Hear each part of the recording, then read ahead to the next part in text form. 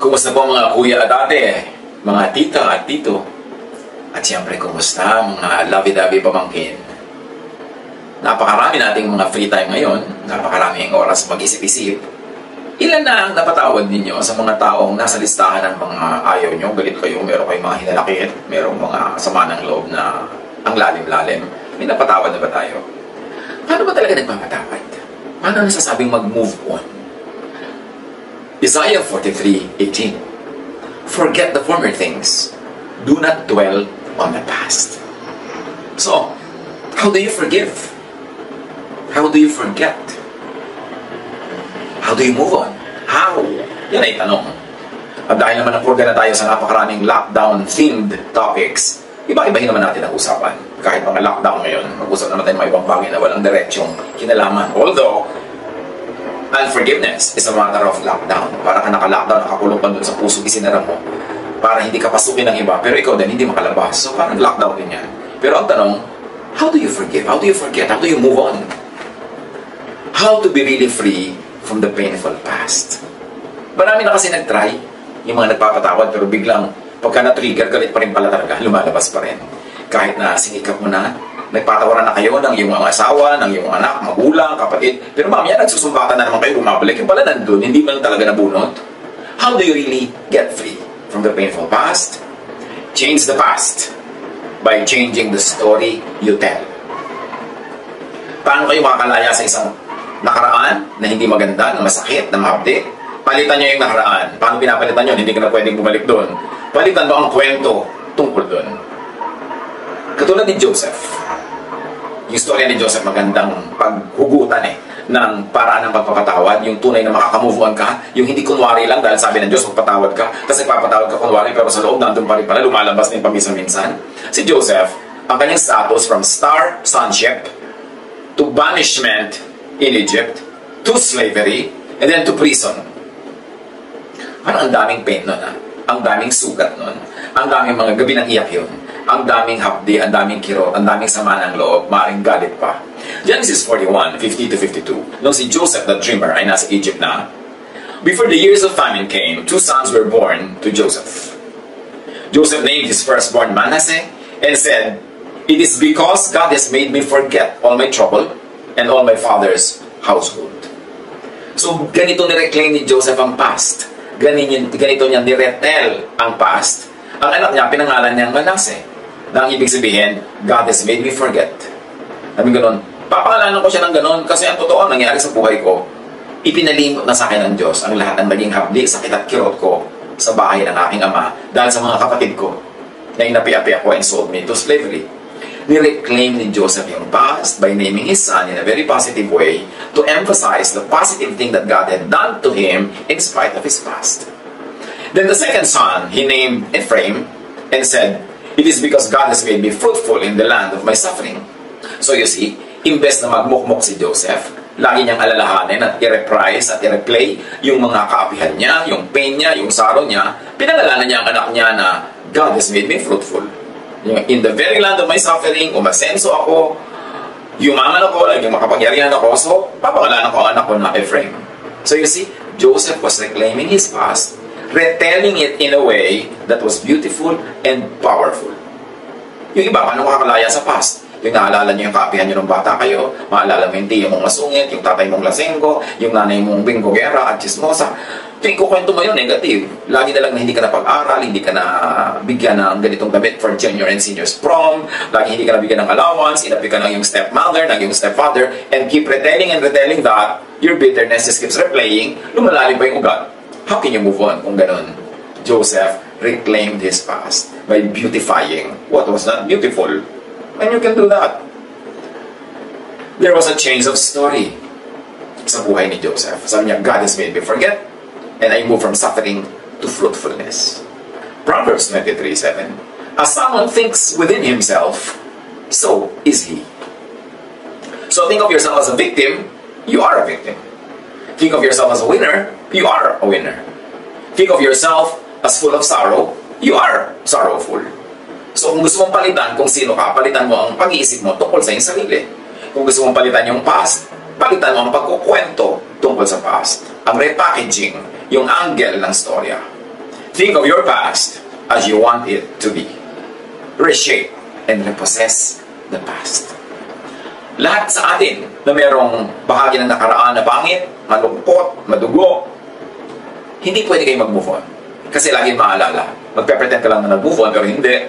Pag na-trigger, bumabalik. Kailangan balikan nyo yung kwento at ibahin nyo ang pagkukwento doon. Hanapan siya ng pinakamagandang version na totoo rin, hindi yung binubola mo lang sa sarili mo. At yun ang i-play up, yun ang pataasin, yun ang i-lift out. Kung pangit ang kwento ng past mo, ang pangit doon ay maaaring perception mo lang. So you can go back to your past and change your perception.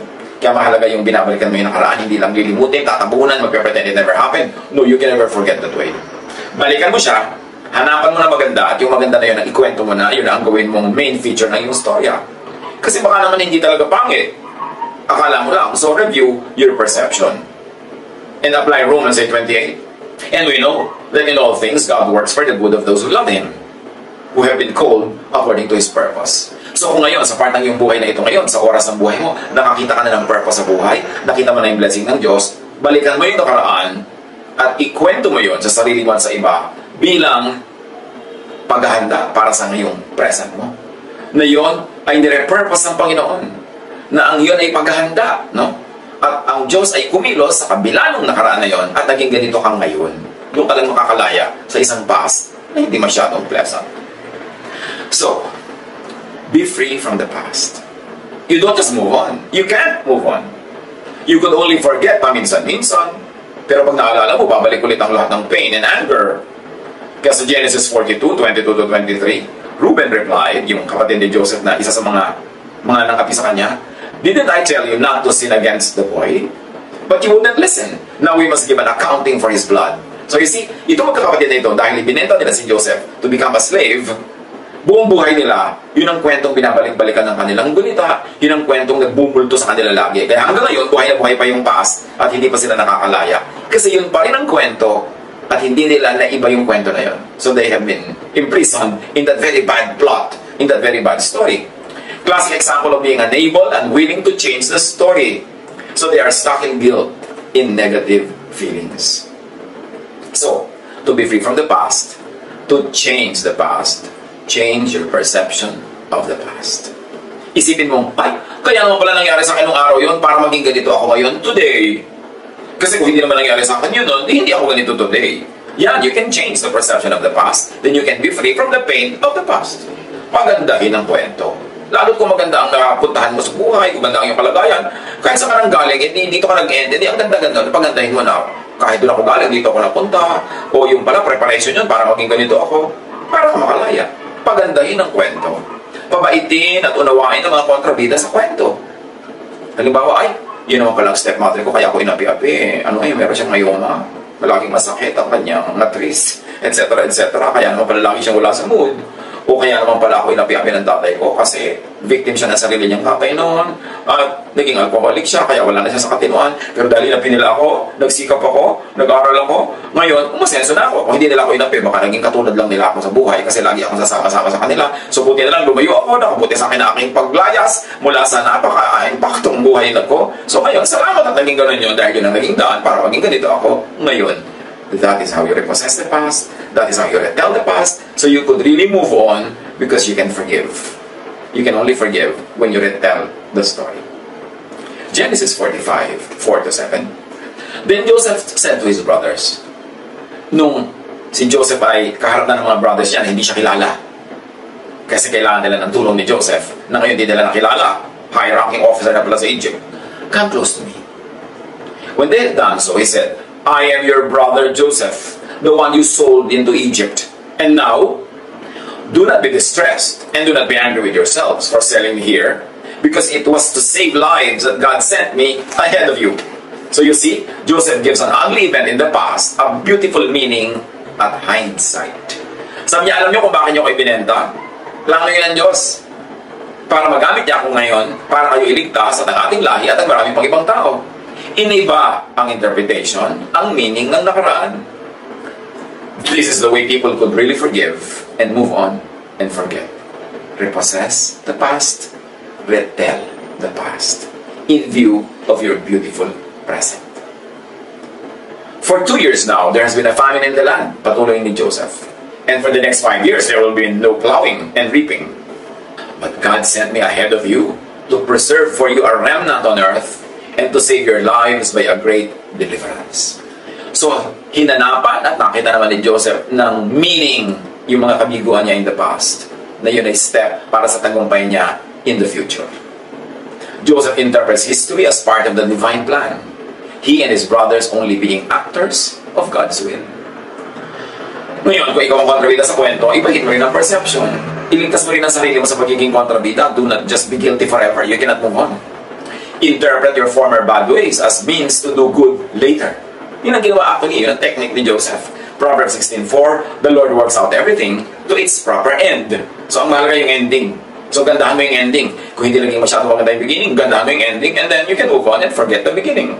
Job 37:13, whether for correction or for his word or for loving kindness, he causes it to happen. So, inascribe naman ni Job sa Diyos ang lahat ng nangyayari, kaya natanggap niya. Lamentations 3:58, you have taken up my cause, O Lord, you have redeemed my life. So, napaganda dahil pumasok ang Diyos sa eksena. Hindi forgiveness lang ang igagawad mo sa iba o sa sarili. That's not enough. It cannot work. Kundi, dapat ibigay mo understanding, then empathy, and then acceptance, like in Joseph's case. And even appreciation of them, of what they did. This will lead to your freedom. Forgiveness, madaling sabihin, I forgive you, pero totoo, nasa loob mo pa. Hanggang hindi mo siya nauunawa at inuunawa, hindi ka nakaka-identify sa kanyang mga pain and sorrows at hindi mo yun natatanggap at hindi mo na-appreciate yung mga ginawa niya kahit sa simula parang hindi maganda, pero nakita mong ang ginawa yan maganda, hindi ka lalaya. You have to hukay the past, re-understand, reinterpret, and retell it. Genesis 50:15-21. When Joseph's brothers saw that their father was dead, they said, what if Joseph holds a grudge against us and pays us back for all the wrongs we did to him? But Joseph said to them, don't be afraid. Am I in the place of God?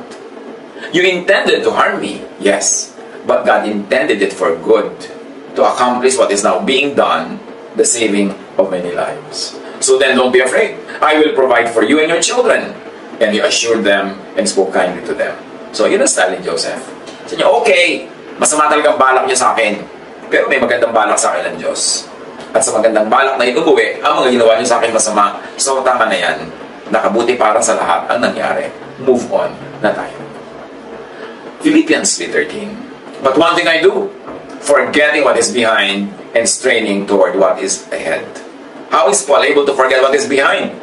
Ang dami-dami niyang pinapatay ng mga followers ni Jesus. Ang dami-dami niyang pinahirapan. Paano siya nakamove on? Paul revised his perception of his bad past. Therefore, he could forget what is behind. Acts 26:9-11 and 16-17. I too was convinced that I ought to do all that was possible to oppose the name of Jesus of Nazareth.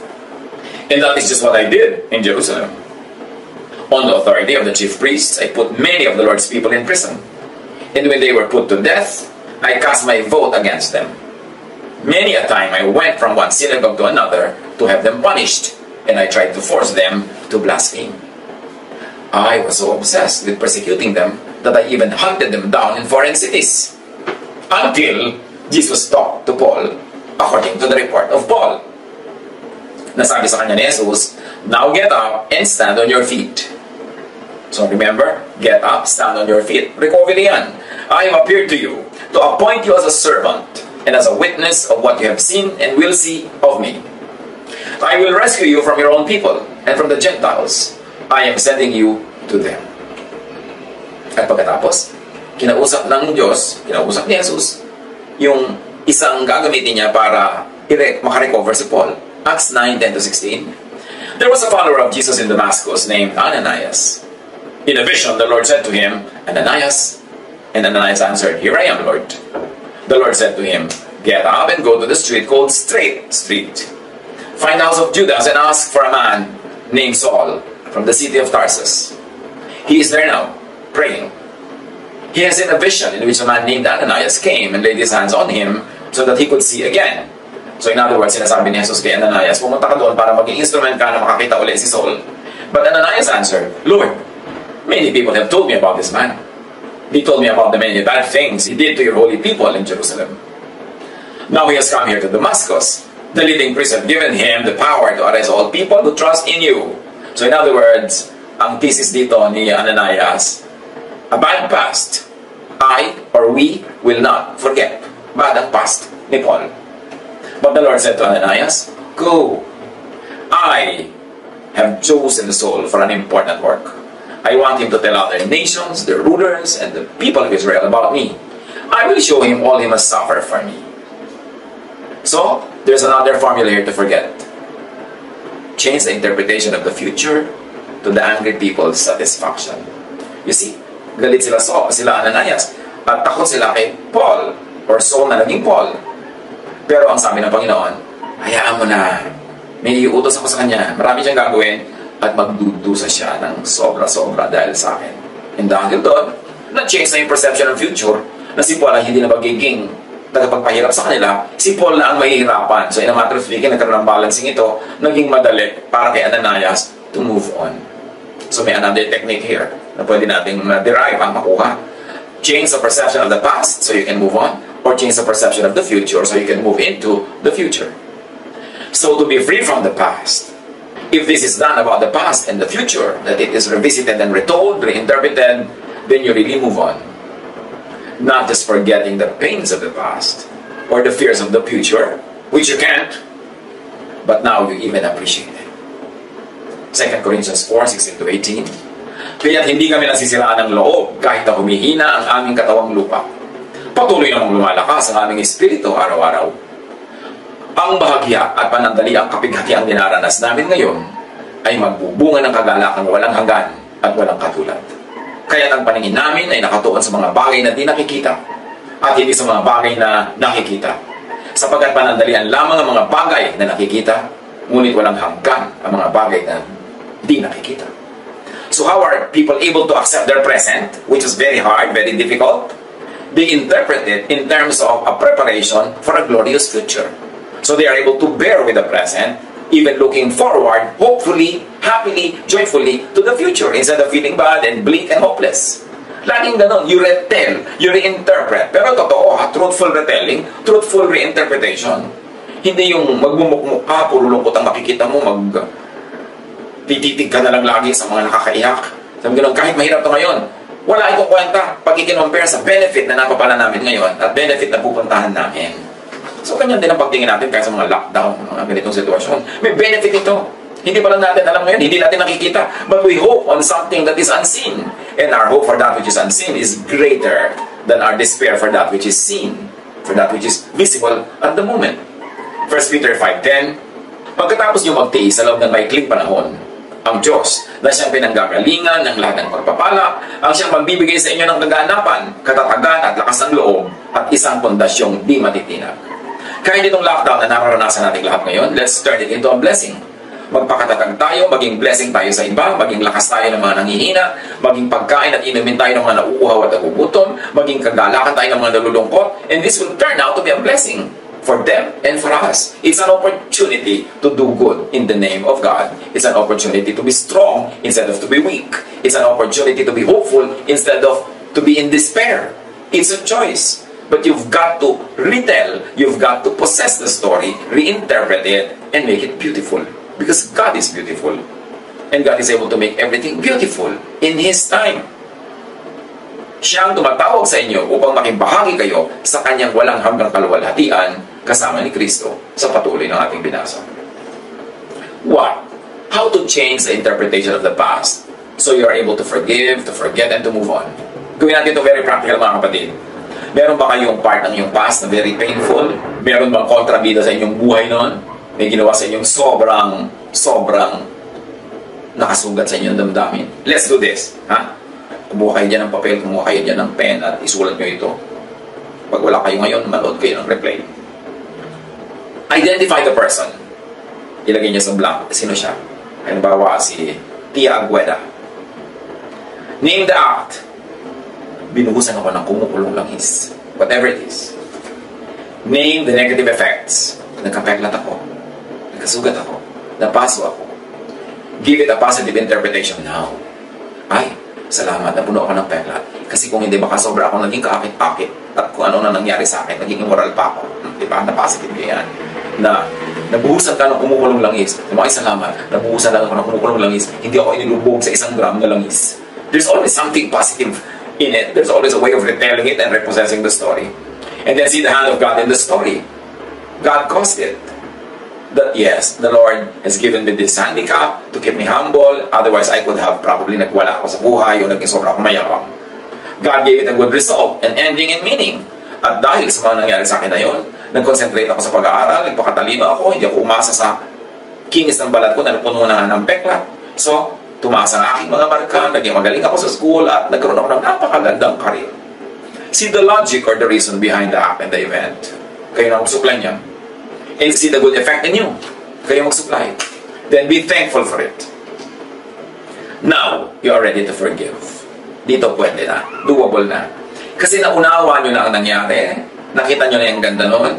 At kung naunawa nyo pa si Tia Agueda, na kaya naman pala siya gano'n, masyado siyang repressed and suppressed, hindi nagka-boyfriend kahit kailan, kaya galit na galit sa'yo na iinggit siya sa'yo, kaya kanya binusan ng mantika kasi ang dami mong manliligaw.